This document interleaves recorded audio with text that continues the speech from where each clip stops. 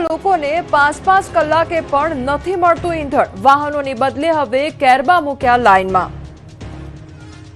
છોટાઉદેપુરના નસવાડી તાલુકામાં પણ ઈંધણની કટોકટીની અફવાથી લોકો સંગ્રહ કરવા પડાપડી કરી રહ્યા છે. ડીઝલ પુરાવા જાણે અધીરા બની ગયા હોય તેમ રાત દિવસ જોયા વગર બસ મિશન ડીઝલ પર લાગી ગયા. આ પંથકના ખેડૂતોએ જાણે પેટ્રોલ પંપો જ બેસવાનો અડ્ડો બનાવી લીધો હોય તેમ 5-5 કલાક સુધી લાઇનમાં બેઠા રહે છે.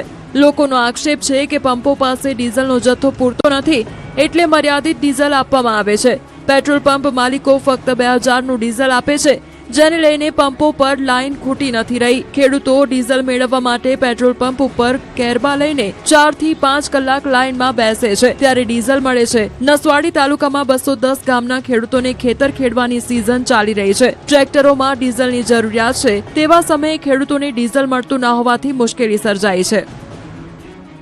તો ડીઝલના ડખાના કારણે કેરીના ખેડૂતો સંકટમાં. જૂનાગઢમાં કેરીની આવક ઘટી ગઈ.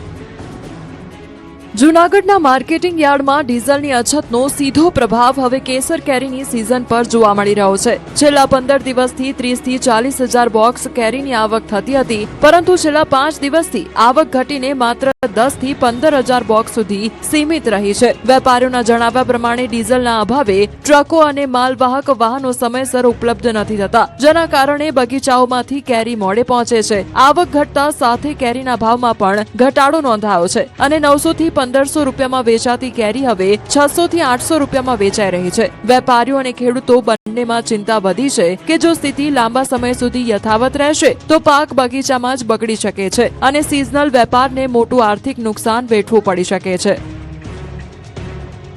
ડીઝલ ન મળતા મીઠા ઉદ્યોગ પર ગંભીર સંકટ. રાજ્યના મીઠા ઉદ્યોગ પર ગંભીર સંકટ ઉભું થયું છે. અંદાજે 50,000 થી વધુ લોકો સીધા મીઠાના ઉત્પાદન સાથે જોડાયેલા છે, જ્યારે આડકતરી રીતે 1 લાખથી વધુ લોકોની રોજગારી આ ઉદ્યોગ પર નિર્ભર છે. ડીઝલ ન મળતા મીઠું પકવવાની પ્રક્રિયા અને ટ્રાન્સપોર્ટેશન બંને પર ભારે અસર પડી રહી છે. તેથી તાત્કાલિક ડીઝલ ઉપલબ્ધ કરાવવા અને થયેલા નુકસાનનું વળતર ચૂકવવાની માંગ કરી છે. કોંગ્રેસના પ્રવક્તા પાર્થિવરાજ કઠવાડિયાએ દાવો કર્યો છે કે ધ્રાંગધ્રા, કારાઘોડા અને કચ્છના નાના રણમાં અગરોની સ્થિતિ કફોડી છે. આશરે 60 લાખ ટન જેટલા ઉત્પાદન ઉપર અસર થઈ રહી છે. જો વરસાદ આવી ગયો તો અગરિયાઓને 250 કરોડ રૂપિયાથી પણ વધારેનું નુકસાન થશે.